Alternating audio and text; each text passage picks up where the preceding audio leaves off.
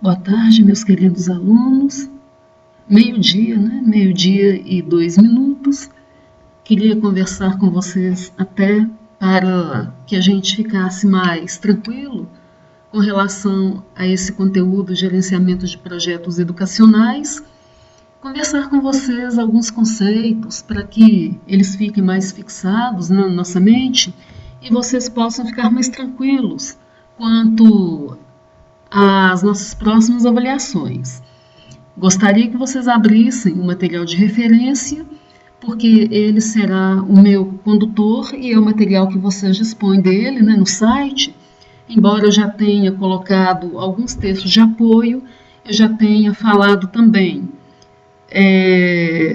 nos fóruns e nos chats e na minha aula presencial.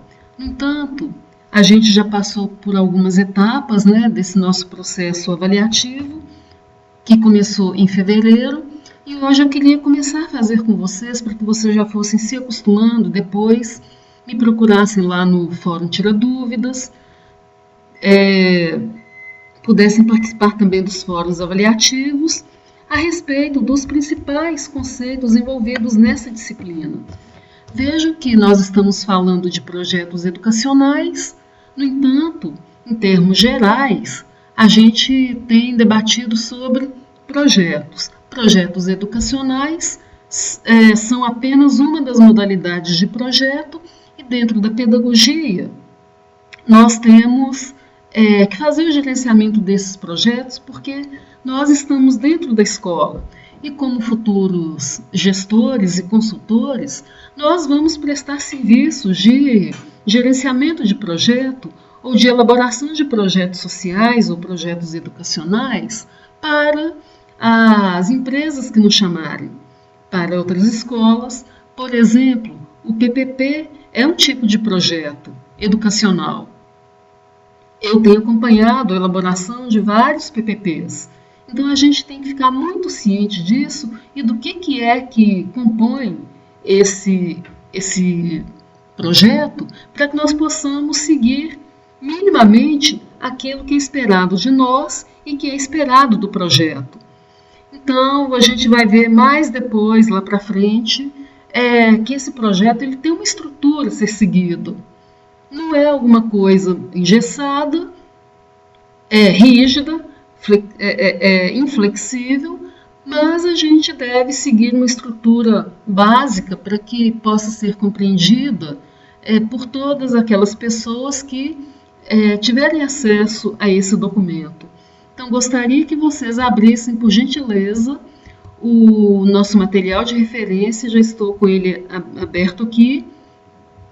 Vou falar especificamente para vocês durante alguns minutos e depois gostaria que vocês me dessem um retorno, se esse esquema está bacana, para a gente seguir, até para dar um suporte melhor para vocês. Vou falar aqui agora a respeito da primeira unidade, planejamento, a importância, fundamentos e etapas. Está aí na página número 5 do nosso material de referência. Já falei para vocês da importância da gente planejar. Eu não saio daqui de casa, ou daí da escola, ou de qualquer lugar que seja, e falo, hoje eu vou para os Estados Unidos, sem fazer um planejamento. O que é o planejamento para nós nesse sentido? O planejamento para nós nesse sentido é uma reflexão antecipada, uma reflexão a respeito daquilo que a gente quer alcançar, ou daquilo que a gente quer fazer, ou daquilo que a gente espera que aconteça no futuro, seja ele mais próximo, seja ele daqui a 5 minutos, ou seja ele daqui a 5 anos, 10 anos. Por exemplo, eu planejo na casa da minha mãe, que mora em outro bairro. É muito pertinho daqui. Eu preciso ir lá. Para eu ir lá, eu tenho que seguir algumas etapas. Eu tenho que, primeiro, saber se eu vou de ônibus ou se eu vou de carro. Se eu for de ônibus, eu tenho que saber o horário do ônibus onde ele passa. Se eu for de carro, eu tenho que estar com o meu controle remoto do portão do meu prédio na mão. Porque se eu não tiver com controle remoto, o portão não vai abrir. Se não tiver luz aqui, o portão também não abre, porque ele é movido à eletricidade. E eu passei um aperto aqui outro dia, porque a CEMIG cortou a luz daqui do prédio. Aqui na minha rua existem várias obras em andamento, construção de prédios, e os prédios todos estão pedindo a ligação da luz. Para ligar a luz, a CEMIG faz um planejamento de tal dia, tal hora, vai cortar a luz de 8 da manhã às 4 da tarde. E eu já sabendo que eu tenho que sair daqui às 4 da tarde para ir dar a minha aula e o carro vai ficar preso na garagem, eu tenho que me planejar para tirar o carro antes das 8 da manhã, porque senão eu fico presa. E se eu ficar presa, eu não consigo chegar na escola para dar minha aula. Então vocês estão vendo que eu já fiz uma reflexão a respeito de tudo que eu tenho que fazer para conseguir chegar, para dar minha aula no horário certo. Eu tenho que pensar na CEMIG, que ela vai cortar a luz em tal hora e que vai chegar a luz vai voltar daqui a 8 horas e que eu não posso ficar presa por conta disso. Então nós estamos vendo aqui que nós vamos refletir a respeito desse planejamento e que esse planejamento nada mais é do que fazer uma reflexão muitíssimo antecipada sobre qualquer atividade que será feita por nós na nossa vida. Então a gente pensa, por que não planejar o que faremos durante a semana antes da semana começar? Por que não planejar o final de semana o que a gente vai fazer, o que a gente vai gastar? Nesse sentido, estou dando um exemplo assim, corriqueiro, mas que tem pegado muita gente de calça curta. A gente quer fazer uma viagem, mas a gente fala assim, eu vou receber tanto, no final do mês eu vou viajar. Gente, esse receber tanto no final do mês e vou gastar com uma viagem, tem que ser milimetricamente planejado. Por quê? Você tem N pagamentos para fazer. E se você quer viajar, esse pagamento, esse dinheiro, já tem que estar contadinho dentro do seu planejamento, do seu projeto de viagem. Porque você vai gastar com essa viagem, mas o dinheiro já estava comprometido com o remédio que você comprou no seu cartão de crédito. Olha o que eu estou falando. Isso é gestão de dinheiro. E dentro de um projeto educacional, a gente vai ver lá para frente o dinheiro e as atividades que serão envolvidas com esse dinheiro. Tudo isso está num lugar muito, muito específico e muito definido, que se chama orçamento. Tá vendo? Lá no orçamento, que está no final do projeto, a gente vai falar de quanto será gasto com cada atividade. E isso é importante para a gente saber, inclusive, e eu já estou me antecipando, para a gente saber se está havendo desvio de dinheiro. Eu tenho pegado aí projetos educacionais e outros projetos para fazer avaliação, e a gente vê lá, quando a gente vê as atividades desenvolvidas, o que foi pensado para cada atividade e quanto essa atividade vai gastar, quanto de dinheiro foi pensado para essa atividade. Aí a gente vê lá, por exemplo, fazer um passeio no parque com a meninada, com 50 alunos da sala 5. 50 alunos, a gente vai para o parque com essa turma. Aí põe lá 10 mil reais. Gente, cá para nós, tem jeito de gastar 10 mil reais com um passeio no parque para uma turma de 50 crianças? Quando a gente começa a fazer avaliação e começa a fazer monitoramento das ações, a gente vai entendendo direitinho como é que muita gente ganha dinheiro fácil, né? Com projetos educacionais, sem que esse projeto realmente ele seja adequado E aí a gente descobre um tanto de falcatrua nesses projetos. E muito desvio de dinheiro, e, sabe, muita coisa errada, muita coisa equivocada. Então vocês devem ficar muito atentos. Primeiro, planejar significa refletir a respeito de cada coisa que será feita e de cada coisa que precisa ser pensada antes de colocar um plano para ser executado. Então, agora que a gente já sabe que planejar é importante em qualquer situação, além de ser uma necessidade, nós já podemos entender que na área educacional e social, o planejamento ele não é dispensável. É o contrário, ele é indispensável. E hoje nós temos aí a tecnologia a nosso serviço, nós temos os vários instrumentos avaliativos, né, que vão nos dar amparo e apoio para que a nossa avaliação e monitoramento dos projetos sejam mais eficazes, né, e mais eficientes. Então a gente já sabe que tudo isso está a nosso serviço, mas a gente tem que saber como pensar isso antes de colocar no papel. Na minha primeira aula presencial, eu falei com vocês sobre a diferença de planejamento e de plano. O planejamento é a reflexão a respeito do que a gente quer falar e colocar no projeto. O plano é quando você vai codificar esse planejamento.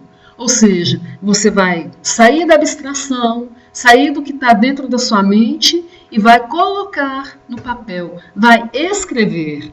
Então a gente já sabe que quando você tem um planejamento bem elaborado, ou esse planejamento aqui na sua cabeça, eu vou sair daqui às 8 horas, vou chegar no ponto 8h15, vou pegar o ônibus 8h20, vou chegar lá no meu local de trabalho às 8h55, às 9 horas eu estou sentada para trabalhar.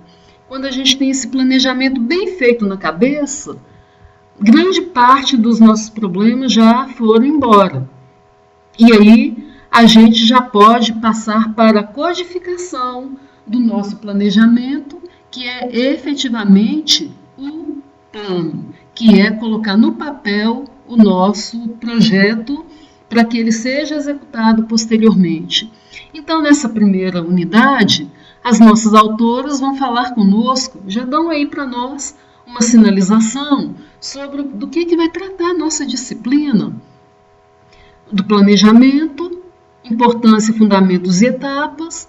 Depois, numa segunda unidade, o processo de elaboração de planos. Depois, organização de projetos educacionais. E depois, lá na unidade 4, monitoramento e avaliação dos projetos. Já vou falar para vocês agora, aí na página número 6, do planejamento, níveis e suas relações. A gente sabe que a nossa vida ela deve ser planejada. Eu tenho pegado firme aqui com alguns alunos, em todos os locais que eu vou, para falar com eles que não adianta você querer estudar sem fazer um planejamento. Quando você pega esse material de apoio aqui, esse material de referência, você tem que seguir um planejamento. Onde é que eu, Cristina, professora de vocês, falei a respeito desse planejamento? De como estudar, do tempo que vocês devem gastar com os estudos durante a semana. Onde é? Vocês sabem em que documento foi que eu coloquei tudo isso? Num documento chamado cronograma. Se vocês forem lá no cronograma dessa disciplina, vocês verão que eu fiz um planejamento. Eu pensei alguma coisa para dar para vocês uma referência. A unidade 1, tantas horas foram gastas para essa unidade, E vocês, como alunos, deverão ter durante a semana, pelo menos, suponhamos, 2 horas de estudo, para que vocês possam conseguir aprender os conceitos que estão aqui nessa unidade. Voltem lá depois, olhem o cronograma. Com o projeto acontece a mesma coisa, seja na esfera governamental, olha aqui na página número 6, seja na esfera governamental, seja na esfera privada, seja na empresa, seja também dentro de uma escola. É por isso que a gente tem que fazer o planejamento, porque a gente tem que pensar a respeito disso antes, para depois colocar no papel e isso dar certo. A gente não gosta de planejar porque planejar requer tempo, requer investimento, requer reflexão. E o planejamento, ele não pode ser feito por qualquer pessoa. É interessante que a gente vai falar mais lá na frente, e vocês tocaram muito bem a respeito disso no fórum.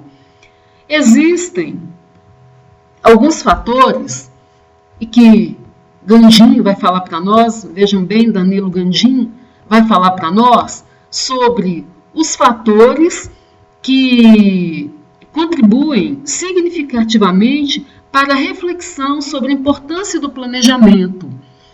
E por que esse planejamento dá errado? Ele vai falar da ineficácia dos planos, ou do planejamento em si primeiro, que é essa reflexão, e depois, posteriormente, sobre os fatores que são impeditivos para que os projetos deem certo. Ele vai colocar aí, primeiro fator, a existência do planejador, ou seja, o responsável por apontar a direção que os executores devem seguir. Tem um grande equívoco aqui. Geralmente existe alguém que planeja e alguém que executa. Errado. Para Gandin, nesse caso, o planejamento tem a difícil função de organizar a ação sem ferir a liberdade e a riqueza dos participantes do grupo. O que é isso? Deve haver uma conexão muito grande entre quem pensa e quem executa. O grupo tem que estar junto entre quem pensa e quem executa. Gente, geralmente, e o que eu tenho visto por aí, que quem executa é diferente de quem planeja. E aí dá tudo errado, porque a gente que planeja não partilha. A gente não deixa que quem executa venha junto conosco para que entenda o raciocínio, entenda o percurso e entenda o caminho. Então fica aquela divisão entre quem planeja, que a gente chama de planejador, e depois o executor. Então não existe uma conexão entre esses dois atores. Esse é o primeiro fator impeditivo e que nos mostra a ineficácia e o fracasso dos projetos educacionais. O segundo fator diz respeito a pensar o planejamento como uma ideia de fabricação de planos. Olha que interessante. Eu tenho que fazer projeto, tenho que fazer projeto, tenho que fazer projeto, tenho que fazer projeto. E aí, quando chega no final do dia ou no final do período, a gente pergunta assim: quantos projetos a área de marketing da escola fez? Tem 500 projetos. Onde eles estão? Eles estão dentro da gaveta. Por que eles não foram colocados em ação? Por que eles não foram executados? Porque quem vai executar não participou do planejamento. Tá vendo? Quem pensou não chamou quem vai executar para participar, e aí todos os projetos escritos estão colocados dentro da gaveta e depois alguém vai pegar e vai executar. Vocês acham que dá certo? Mas é de jeito nenhum. Fabricou-se muitos planos e nenhum deles contou com a presença da equipe que vai executar. Então, Gandhi vai nos chamar a atenção para quem tiver consciência de que o planejamento inclui ação, ou pelo menos que fazer um plano só tem sentido se for para colocar em prática, realizará esta parte da elaboração sob outro prisma, outro enfoque, outra perspectiva, incluindo aqueles elementos que forçam a execução do decidido. O segundo fator reforça o primeiro fator. Então, planejar tem que ser junto e executar tem que ser junto. E que esse executar vai muito além de simplesmente fabricar planos ou fabricar projetos. Ele vai chamar a atenção também de que a conscientização de um planejamento não é apenas no nível teórico, e sim pode levar o planejador a ter outra visão das metas que irá traçar para serem executados. Quando se pensa a transformação da teoria em prática, é necessário pensar em campo real. Gente, o que é isso, hein? Eu tenho debatido muito a esse respeito, por exemplo, com assistentes sociais lá em Brasília. Existem os assistentes sociais que estão dentro do MDS e que vão escrever projetos e planos e programas sobre a fome.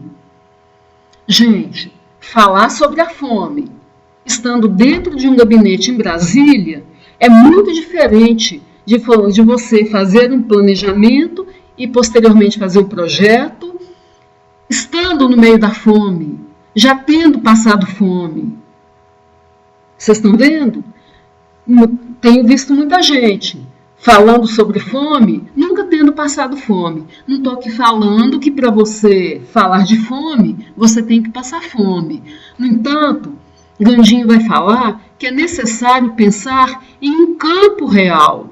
O campo real é pensar naquele usuário, naquele público-alvo que realmente está em condição miserável, está em condição de vulnerabilidade. E todos os nossos projetos de intervenção, aqui no nosso caso, especialmente sobre projetos educacionais, qual é o nosso campo real de intervenção? Para que a gente está pensando num projeto educacional e o que é que a gente quer alcançar com esse projeto?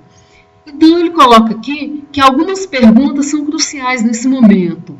A realidade em que esse planejamento será executado condiz com o plano? Quais as chances desse planejamento ter êxito na prática? Como é o envolvimento dos atores do projeto?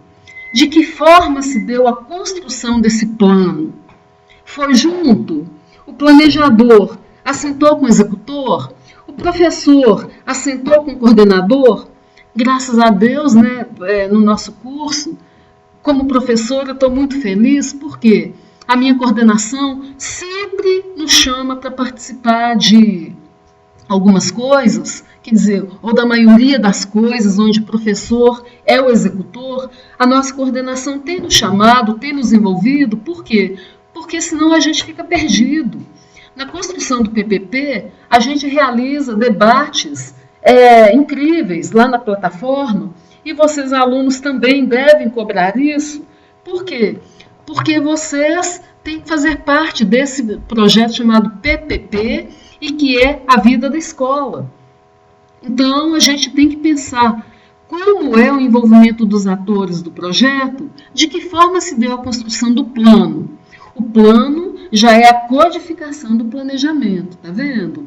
A gente refletiu numa primeira etapa e agora a gente está escrevendo. Tem que escrever. E essa escrita tem que ser também partilhada. O terceiro fator impeditivo que Gandhi vai falar, impeditivo do sucesso dos planos, é o formalismo e a burocracia, que colaboram para a ineficácia dos planos. A gente gasta muito tempo preenchendo papel, preenchendo formulário, e que os próprios formulários, eles já dizem por si só o que é que tem que ser feito. No entanto, a gente pensa que esses formulários, eles são inadequados, eles gastam o nosso tempo. A verdade é essa. E a gente não gasta tempo com ele, ou com eles. Muitas vezes a gente sabe que há formulários, sim, que são muito burocráticos e que devem ser eliminados, mas para isso a gente tem que estudar esses formulários, tem que ver quais deles são realmente indispensáveis para que a gente possa eliminar. Não é só falar, não vou preencher, não vou dar bola para isso. Não, não. É fundamental que a gente identifique o que é central e o que é dispensável, para que a gente possa eliminar aquilo que não nos atende e focar naquilo que realmente vai fazer diferença para nós. Depois, o quarto fator impeditivo para o sucesso dos planos, e aí vou marcar aqui o quarto fator, e que vocês colocaram muito bem lá nos fóruns, é a falta de profissionais capacitados para planejar e coordenar os planos e os planejamentos. Então, a gente está aqui pensando estrategicamente. Estrategicamente é um plano ou um projeto que vai mudar radicalmente ou mudar naquilo que a gente precisa a vida da escola, ou a vida do aluno, ou vai dar para aquele aluno a diretriz, o norte que ele precisa. Então, a gente trabalha muito hoje com pedagogia de projetos. Esses projetos, eles devem ser muito bem pensados e devem ser acompanhados por profissionais que realmente saibam pensar e estejam capacitados para planejar e coordenar esses planos, esses projetos. E se esses projetos, segundo Ganjin, não seguirem alguns princípios fundamentais e não utilizar técnicas apropriadas à vivência dos princípios, todo o nosso projeto está fadado ao fracasso. Então, vocês estão vendo que fazer projeto e fazer plano não é para qualquer um. A gente tem que se especializar nisso. Então, hoje nós temos aí pessoas que se capacitam e que se especializam em fazer projetos educacionais, de fazer projetos sociais, para que esses projetos tenham visibilidade e tenham um alcance mais específico ou mais geral, vai depender daquilo para o qual ele foi pensado. Mas para que serve projeto, hein, gente? Para que serve planejamento? A gente sabe que o planejamento vem antes do projeto. E aí na página número 10, Gadot, 1994, vai nos mostrar uma reflexão bastante interessante, e ele vai dizer que todo projeto pressupõe rupturas com o presente e promessas para o futuro. Projetar significa tentar quebrar um estado confortável para arriscar-se, atravessar um período de instabilidade e buscar uma nova estabilidade, em função da promessa de que cada projeto contém um estado melhor do que o presente. As promessas tornam visíveis os campos de ação, comprometendo seus autores e atores. Olha que interessante, eu faço um projeto para atacar um problema que eu quero resolver no futuro. E esse futuro não importa quando. Pode ser amanhã, pode ser daqui a um mês, pode ser daqui a 2 meses, ou pode ser daqui a 6 meses, 1 ano. Também, Ganjin, aí na página número 10, vai nos alertar para a seguinte reflexão: para quem sabe onde vai, os caminhos são vários. Planejar quais são os fins, quais são os objetivos, faz com que os caminhos para alcançá-los sejam ampliados. Ampliando um pouco mais, podemos dizer que o contraponto utilizado por um personagem de Lewis Carroll no filme Alice nas Maravilhas, o gato, cita: para quem sabe aonde não vai, qualquer caminho serve. Nós estamos aqui falando exatamente o contrário de Lewis Carroll.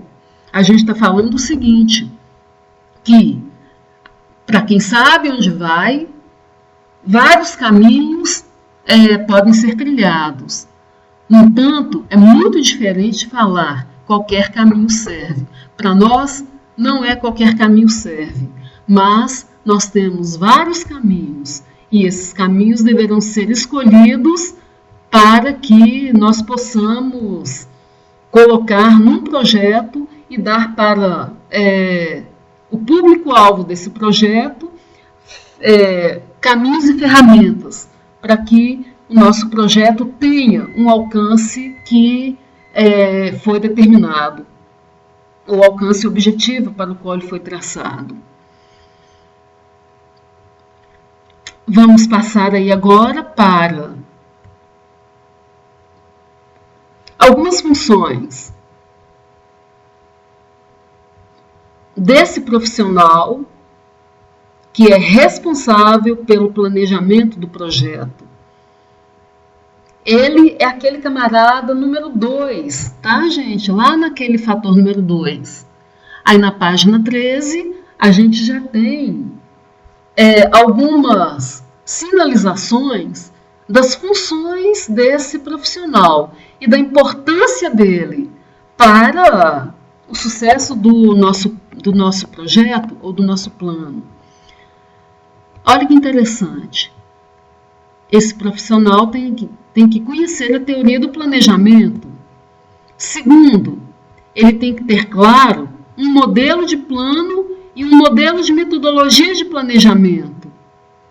Terceiro, ele tem que ser capaz de explicar esses modelos, não tomar posições que inibam os participantes, sentir o momento de propor cada etapa e cada atividade do processo e, por fim, ele deve redigir de forma sempre respeitando o pensamento do grupo.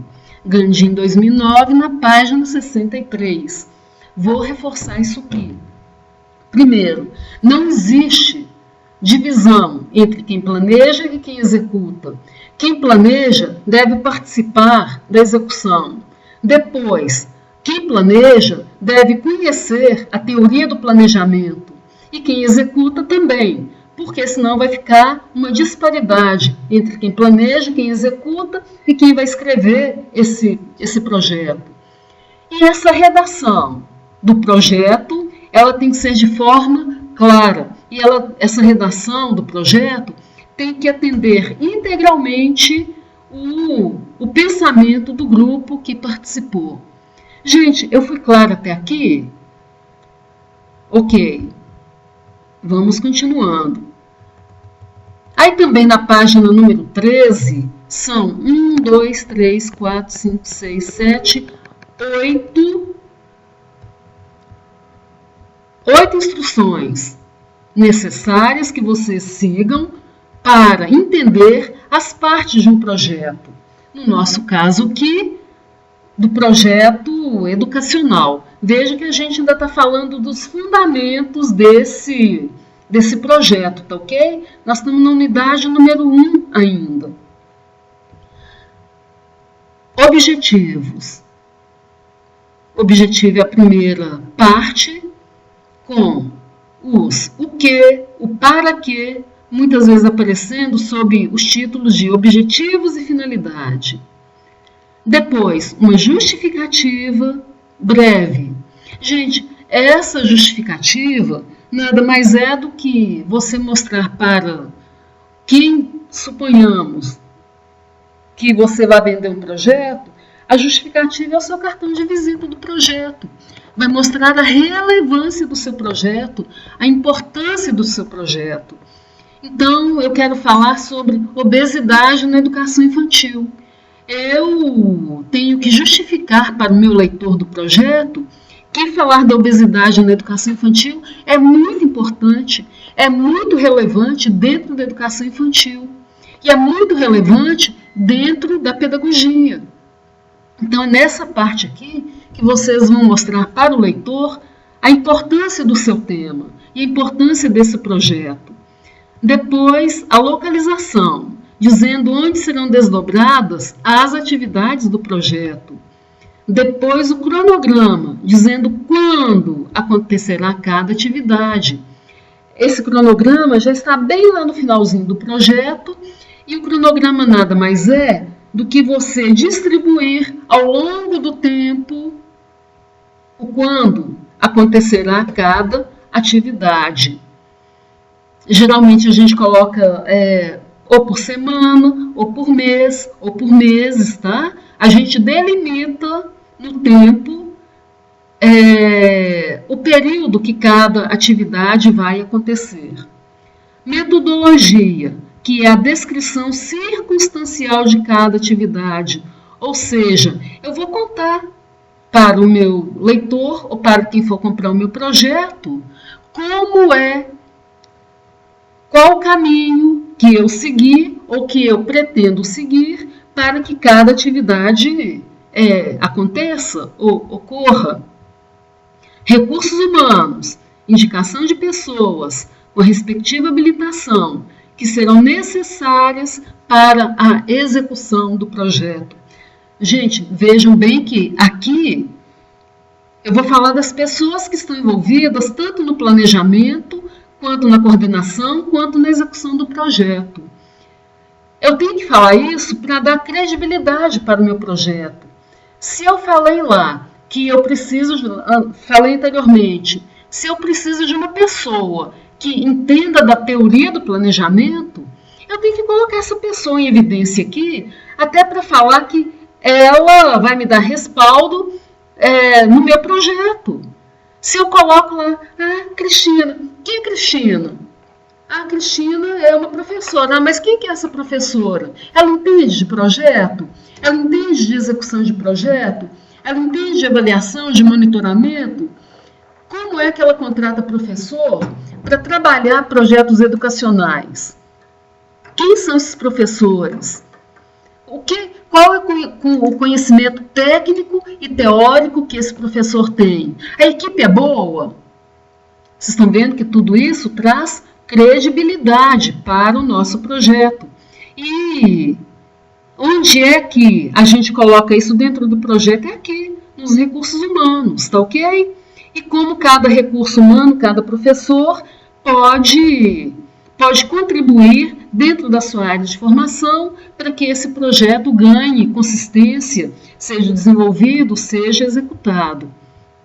Depois, os recursos financeiros e físicos, essa parte aqui, ela está especificada numa parte do projeto chamado orçamento, e aí a gente vai falar os detalhes, vai detalhar o gasto com cada atividade, tá?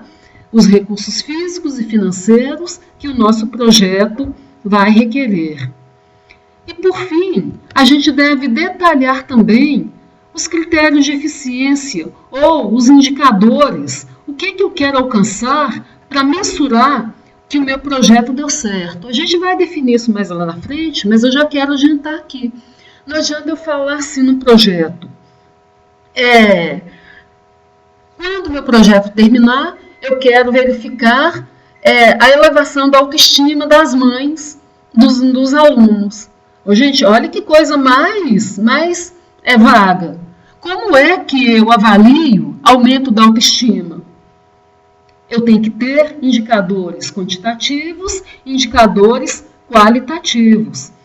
De preferência, os indicadores quantitativos, eles vão me dizer o seguinte, olha, antes do projeto, eu tinha 80% de meninas grávidas. meninas negras, adolescentes grávidas, 80%.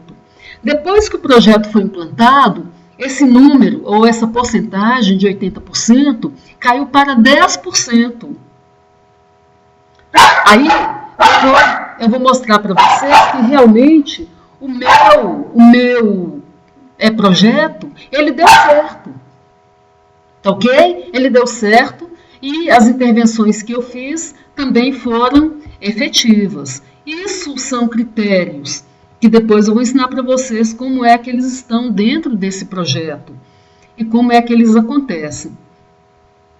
E já finalizando aqui, porque eu já falei bastante, eu quero passar aqui para frente lá na síntese, no recapitulando. Nós iniciamos nessa unidade uma discussão sobre gerenciamento de projetos educacionais e falamos do planejamento, que é a reflexão, falamos do plano, que é colocar essa reflexão num papel, e o projeto é a sistematização desse planejamento em etapas específicas. E já falei para vocês, no item anterior, dos vários itens que compõem um projeto.